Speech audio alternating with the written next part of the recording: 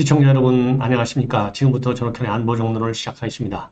이번 시간 첫 번째 뉴스는요. 민주당의 이재명 관련 뉴스가 또 첫 번째 뉴스로 하지 않을 수가 없네요. 참 어이가 없는 일인데 여러분들 잘 아시다시피 지금 검찰의 칼날이 핵심적으로 어디로 미뤄지고 있냐면 지금 현재 방향을 정하고 있냐면 쌍방울 변호사비 탄압 의혹하고요.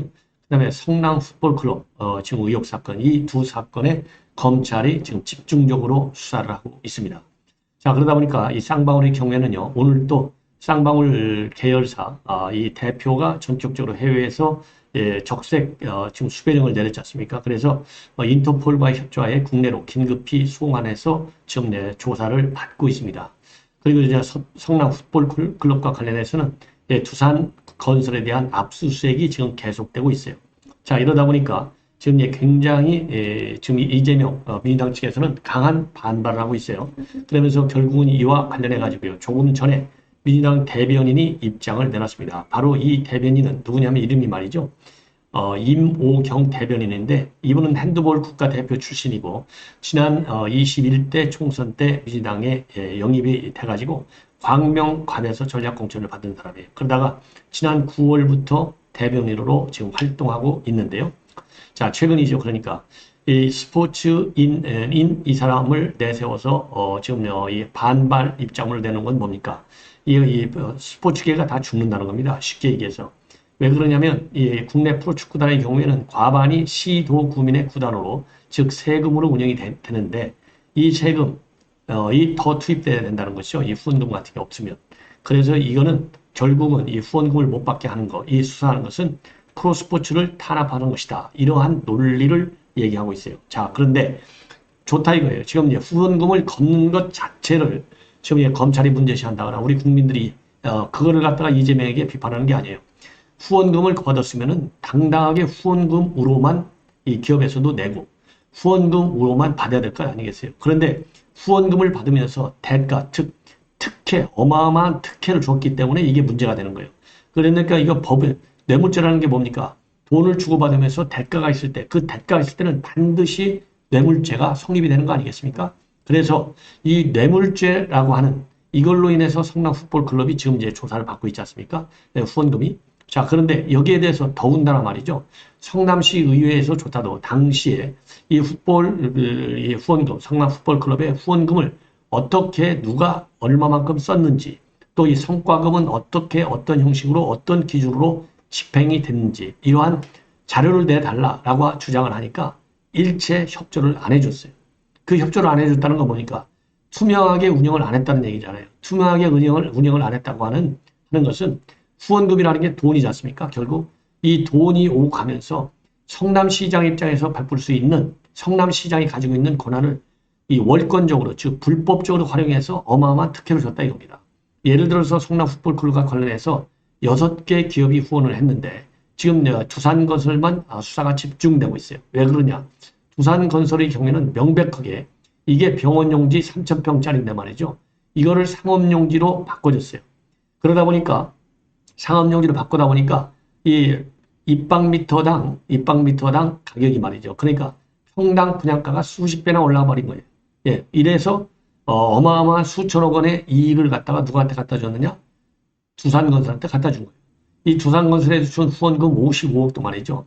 본래 기부 체납을 15%를 하게 돼 있는데 10%만 하라. 그러니까 5%가 줄었잖아요. 5% 줄은 것만큼 당시 땅값을 환산하니까 이게 55억이 전략된 거예요. 그러니까 그걸 후원금으로 내라겠다.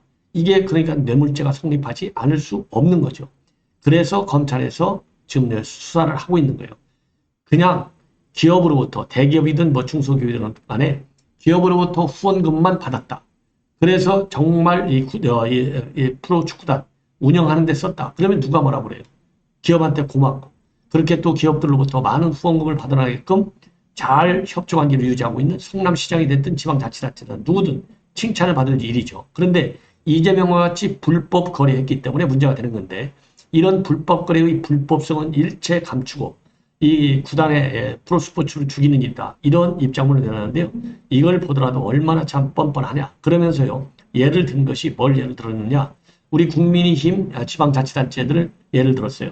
예를 들어서 이 홍준표 지금 현 시장이 당시 경남도지사 할 때 경남 풋볼 클럽의 이 후원은 이 후원 내용 이게 당시에 말이죠. 경남도지사 때 대우조선하고 맺은 메인 스폰서십을 비롯해서 대표 기업인들 16명한테 6명을 재정이사로 영입해서 후원금을 받았다. 이런 것을 문제시하고 있고, 그리고 김태호 도지사 시절에 SDX 그룹하고 5년간 매년 40억 원씩 총 200억 원의 후원금을 맺은 거, 이것도 문제시하고 있어요. 근데 이 부분은 왜 아무 문제가 없느냐? 대가를 주고받은 게 없다 이거예요. 그냥 후원금으로 와서 후원금으로 잘 썼다는 거예요. 바로 이 프로축구단을 발전시키는 데만 쓴 거예요. 그런데 이 성남 풋볼 클럽의 경우에는 이 후원금을 어디다 누가 어떤 기준으로 썼는지를 우선 모르는 거예요. 왜? 자료를 내놓지 않으니까. 그래서 성남 풋볼 클럽도 그 사무실도 압수수색할 수밖에 없고 두산건설 본사도 압수수색할 수밖에 없는 거예요. 그래서 이 불법성을 감추고 그냥 프로스포츠를 발전시키기 위해서는 세금으로 다 커버가 안 되니까 이런 후원금을 받는데 이게 뭐가 잘못됐느냐? 이렇게 여론을 오도하고 있는 민주당. 한심하다. 우리 국민들이 거기에 절대로 안 속죠. 이러다 보니까요, 이 중앙일보에서 상당히 이색적인 보도를 하나 하고 있네요. 바로 중앙일보에서 보도하고 있는 내용은 월간 중앙이 보도한 내용을 온라인에 올렸는데 정치 풍향입니다. 이재명의 민주당 앞에 놓인 위기와 기회를 아주 분석을 적절하게 잘하고 있네요. 그러면서 이 위기 요인을 먼저 보면 두말할 것 없이 사법 리스크. 그러니까 온 가족이 전부 사법 리스크를 안고 있는 것이죠. 이거는 지금 방탄조끼 4개나 입고 있잖아요. 과연 이걸 견뎌낼 수 있겠느냐. 이게 리스크 1. 리스크 2는 뭐냐. 리스크 2라고 하는 것은요. 결국은 지금 이제 사법 리스크가 넘버 1이고요. 리스크 2는 여러분들 잘 아시다시피 지금 민주당에서 586은 이제 할 만큼 하지 않았느냐. 586이야말로 기득권 세력이 됐다. 그래서 586을 세대 교체해야 되겠다. 뭘로? 바로 97 세대로 지금 세대 교체를 해야 되겠다. 이런 주장이 이미 지방선거 때부터 아주 본물을 이루고 있어요. 그래서 이제 586이 기득권 세력으로 넘어갔기 때문에 기득권 세력이 됐기 때문에 굉장히 피곤하다는 것이죠. 이렇게 해가지고는 정권 교체, 정치 교체도 안 된다는 겁니다. 그래서 이 97 세대가 나와야 되겠다. 그래서 나오는 것이 이번에 대표 출마를 이재명이 빼고는 굉장히 젊은 사람들이 나왔잖아요. 97 세대들이. 이런 것처럼 과연 이 세대 교체, 이거를 갖다가 이재명이가 견뎌낼 수 있겠느냐. 이 두 가지가 리스크 넘버 1 대 넘버 2예요.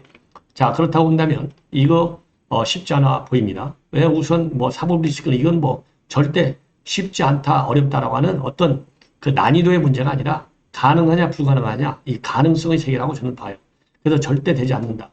그 다음에 그러면 이 기회의 요인은 어디서 오느냐? 우선 의석수가 169석, 과반을 넘기 때문에 어마어마한 방탄이 되고 있다는 겁니다. 이 방패. 그러니까 방탄조끼 4개나 입고 있는 건 아니겠어요? 자, 그러면서 또 찬스 2는 또 뭐냐? 지금 우리 여당이 지금 내용에 빠져 있어요. 내용에 빠져 있어서 여당이 지금 민생 문제를 직접 다루기가 어려운 상황이 있다 이 말입니다.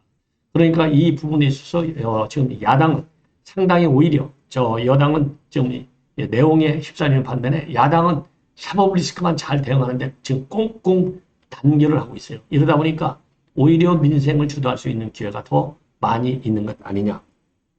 이러한 평가가 나오고 있다고 합니다. 자, 그런데 제가 보기에는요, 아까 사법 리스크 1, 사법 리스크라고 하는 리스크 1하고, 그 다음에 세대 교체라고 하는 리스크 2가 있는데, 세대 교체는요, 지금 이제 사법 리스크가 오다 보니까 똘똘 뭉쳐갖고, 세대 교체하자, 이런 것이 분란으로 이어지지가 않아요.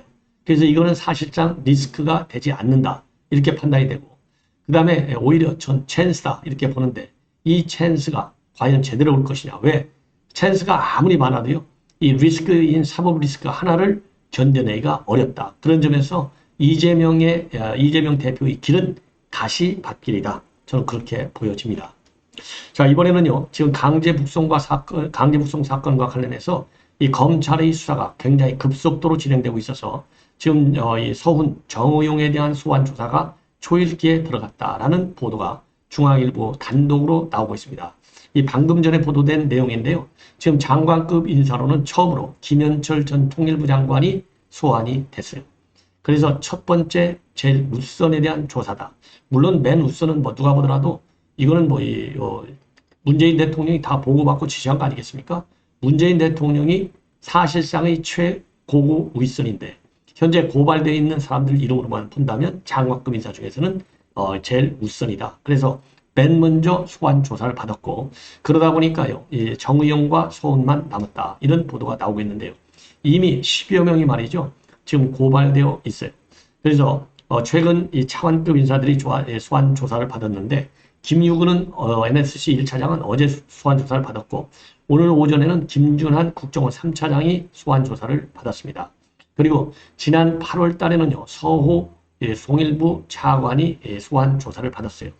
그래서 이 고발인들 조사를 끝났고 그 다음에 피고발인 중에서도 이 정무직 차관급 인사들이 전부 소환 조사를 받았기 때문에 이제 장관급 인사들만 남았다. 그런데 장관급 인사 중에서 김현철 통일부 장관이 소환됐기 때문에 이제는 서훈과 정의용 안보실장에 대한 소환 조사는 초읽기에 들어갔다. 그래서 수사팀 관계자가요, 이 중앙일보에 밝힌 내용을 보면 수사 진행 속도가 생각보다 굉장히 빠르게 진행되고 있는데 그 이유는 바로 뭐냐? 압수수색 결과물에서 상당히 유의미한 자료가 많이 나왔다는 겁니다. 자, 그래서요, 이 북한인권정보센터에서 한 10여 명을 이 고발을 했어요. 그래서 이 고발자 정의용 안보실장, 김유근 안보실 1차장, 김현종 안보실 2차장, 그리고 서훈 국정원장과 김상균 국가정보원 2차장, 김현철 통일부 장관, 서호 통일부 차관, 그 다음에 임의진 전 공동경비대 경비대대장, 그리고 성명불상의 경찰 통일부 국정원 직원이 들어가 있습니다. 자, 그래서 이분들은 대체적으로 직권남용과 불법 체포 감금, 범인 도피 혐의 또는 이 사람에 따라서 증거인멸 죄까지도 들어가 있기 때문에 자, 소환조사와 조직에 들어가면 이제 강제 구속영장을 청구하느냐 아니면 구속영장 청구를 안 하고 불구속수사할 것이냐라고 하는 문제가 되는데요. 상당한 인사는 이제 불구속수사 될 수밖에 없고요. 왜냐하면 10여 명이나 되기 때문에 그중에 고위직들 일부 인사는 구속수사가 반드시 이루어질 것이다 라고 판단이 됩니다. 그 다음에는요, 이 유승민 전 의원의 행보가 요즘 이 수면 아래로 잠겨져 있다가 수면 위로 튀어 올라와 있습니다. 상당히 공개적인 행보를 하고 있고요. 이 메시지가 굉장히 강합니다. 그 이유는 뭐 여러분들 아시다시피 이미 정계 선언을 해서 한 거나 마찬가지잖아요. 지난번에 경기지사 탈락하고 난 이후로. 그런데 지금 이렇게 상황이 급격히 변하고 있어요. 바로 뭐냐? 이준석 징계가 나와 있고 이준석이 제거되고 있다는 상황의 변화가 하나고요. 그 다음에 그러다 보니까 유승민과 이준석이가 한 패로 돼가지고요. 결국은 이 각종 여론조사에서 1등을 달리고 있어요. 이 1등은 순수 국민의 지지층에서는 뭐 상당히 아래 순위를 차지하고 있지만은 일반 국민 여론조사에서 넓은 의미에서의 보수층 지지 기반에서는요. 유승민이가 1등을 많이 하고 있어요. 그러다 보니까 이러한 상황의 급격한 변화를 계기로 해서요. 이 각종 방송, TV 이런 데 적극적으로 출연하고 있고요. 대학 같은 데서 강연해달라라는 요청이 오면 사양하지 않고 전부 다 나가서 강연도 하고 있다. 이러한 보도가 지금 중앙일보를 통해서 아주 상세하게 나오고 있습니다. 그래서 지금 유승민 의원은요. 22일이니까 지금 내일 모레죠. 내일 모레는 KBS 한밤의 시사 토크 더 라이브. 이거는 뭐 순수 정치 토크인데 여기에 나와서 지금 이 토크를 할 예정으로 있고 다른 시사 프로그램에도 출연할 예정으로 있고요. 또 이 대학 강연과 관련해서는 29일에는 경북대 청약과 학생들을 대상으로 해서 무능한 정치를 바꾸려면 이런 제하에 지금 강연 일정이 잡혀 있는데요. 유시민 의원 측에서는요. 뭐라고 얘기하고 있느냐? 요청이 들어오는 대학 강연은 웬만하면 하려고 한다. 이런 입장을 내놓고 있습니다. 그리고 또 지금 유시민 의원이 내놓고 있는 메시지도 굉장히 강합니다. 그래서 최근 메시지를 보면 말이죠. 지난 17일 페북에는요. 김정은의 이 핵무력정책법과 이 핵선제 공격 이 얘기를 가지고 윤 대통령의 담대한 구상을 비현실적 구상이다. 이렇게 비판하고 있습니다. 그리고 한일 정상회담에서 기존의 안이한 접근법을 버려라. 그리고 북핵 위협 대응 현실적 대책을 제시하라. 이러한 입장도 내놨습니다. 그리고 지난 14일에는 노동 문제를 다루면서 이 노동시장의 문제들을 방치하면 이 위기가 지나간다 하더라도 우리 경제가 살아남기 어렵다. 그러면서 물가, 금리, 환율의 3고 대응에 정책의 최우선순위를 두되 정부는 유연성을 높이고 사회 안전망을 강화하는 노동개혁을 적극 추진하라. 이렇게 또 훈수를 두고 있습니다. 그래서 전반적으로 큰 흐름을 보면 말이죠. 유승민입니다. 유시민이 아니고 죄송합니다. 유승민 의원. 헷갈리네요.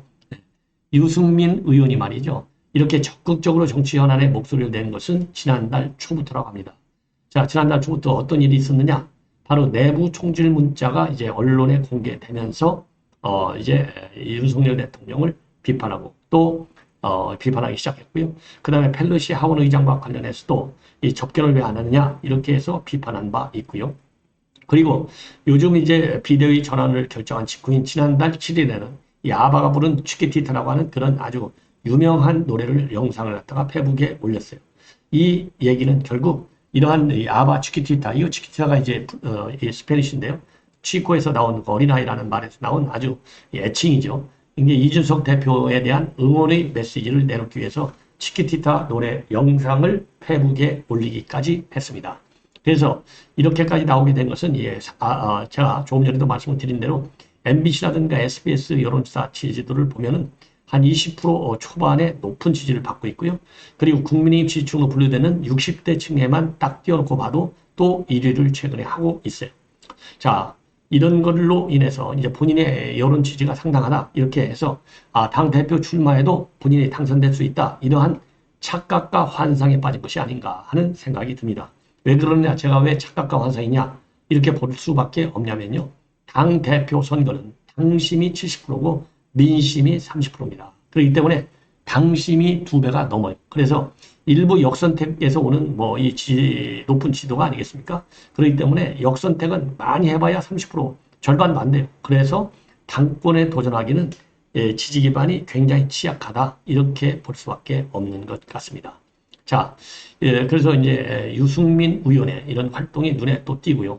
최근 들어서 이제 안철수 의원도 발걸음이 상당히 빨라지고 있습니다. 그래서 20일 오늘 오전이죠. 영주에 있는 순응한시 재단에 성묘를 했고 구미에 있는 금호공대에서 기업가 정신이란 무엇인가 이런 주제로 강연을 했어요. 그래서 이 성묘도 기자들한테 만나서는 경북 영주가 제 뿌리가 아니겠느냐. 여기가 선영이 있는 곳이기 때문에 중요한 일이 있을 때마다 또 국가적으로 여러 고비가 있을 때마다 찾아뵙고 마음을 다지는 곳이다. 이렇게 입장을 밝혔습니다. 그리고 당이 혁신을 해서 제대로 총선에서 승리해야만이 진정한 정권 교체가 이루어지고 그래야 대한민국을 리빌딩할 수 있다. 다시 개조할 수 있다. 이러한 입장을 내놨어요. 그러니까 선영에 들렸다라는 얘기는 뭔가 중대한 결심내서 그야말로 조상한테 신고하러 가는 거잖아요. 그래서 조상한테 좀 도와달라 이렇게 기도하러 가는 거지 않습니까? 이런 일을 지금 안철수 의원이 하고 있는 거예요. 그리고 이 경북대에서도 오늘 이제 강연을 했는데 이 자리에서 당권 도전 후 대구를 방문한 이유가 뭐냐? 왜냐하면 최근에 이제 당권 도전 선언과 마찬가지 입장을 발표했지 않습니까? 그래서 대구 경북은 지금까지 정권 창출에 가장 헌신한 곳이 아니냐? 그럼에도 불구하고 정치권에서 충분히 보답을 해드리지 못하고 있는 것 같은데 제가 더 지역 발전을 위해서 할 수 있는 역할이 많다. 그러면서요. 지금 현재 우리 당의 지지율이 떨어지는 정말 가장 큰 원인 중에 하나가 이준석 때문인데 원내대표께서 정치적으로 이 문제를 잘 풀었으면 좋겠다라고 입장을 밝혔습니다. 자, 그래서요. 지금 우리 당에서는 맨 열심히 아주 맹렬하게 뛰는 분이 김기현, 두 번째로 뛰는 분이 이제 안철수, 한 세 번째 뛰는 분이 유승민 전 의원인 것 같습니다. 자, 마지막으로 한 꼭지만 하면요. 이제 갑자기 여의도에서 이 팬티 논쟁이 벌어졌어요. 바로 팬티 예산 때문인데, 군 장병들의 팬티 예산 때문에 우리 국민의힘하고요, 민주당하고 정면 충돌하고 있습니다. 이 이유 중에 하나는요, 바로 민주당에서 잘못된 과거에 구 자료를 인용해서 지금 이제 팬티 예산이 깎였다. 팬티 예산을 어마어마하게 삭감했다. 310억이나 삭감했다. 팬티와 관련된 군 관련 예산을. 이렇게 해서 공세를 취한 데서 발단이 된 건데요. 이거는 우선 자료가 4월 달에 나왔던 자료, 그 자료도 실무자들이 잘못 만든 자료. 이거를 갖다가 민주당이 검토해보지 않고 그대로 쓰고 있다는 점. 그리고요, 이거는 삭감이 아니고 원가가 떨어지니까 전체 예산이 줄잖아요. 스스로 감액이 된 거예요. 줄어드는 거예요. 스스로 줄어든 거. 의도적으로 적극적으로 예산을 깎은 게 아니야. 이 두 가지 측면에서 지금 민주당이 오해를 하고 있고 자기네가 공부를 안 하고 연구를 안 한 흔적을 갖다가 이 잘못된 자료를 가지고 지금 예결위에서 공세 자료로 활용함에 따라서 지금 아주 어마어마한 망신을 당하고 있는 상황입니다. 그래서 이 내용을 말씀을 드리면요. 여기에 대해서 이 권성동 원내대표가 군장병 팬티 예산에 대해서 민주당의 공세는 예산의 개념과 수치 모두 틀렸다. 그러면서 사과를 요구했습니다. 그러면서 첫날부터 시작된 민주당의 거짓말이 탄로가 났고 야당으로서의 기본 자질이 의심이 된다. 그러면서요. 지난 5월 20일 국회 예기를 위해서 민주당 김명주 의원이 장병들이 전투와 축구와 그리고 동네의 팬티, 양말까지 다 삭감했다고 주장했는데 이는 의원실 실무자의 실수에서 비롯된 것이다. 이렇게 권성동 원내대표가 주장을 하고 있습니다. 이거는 사실관계에 맞습니다.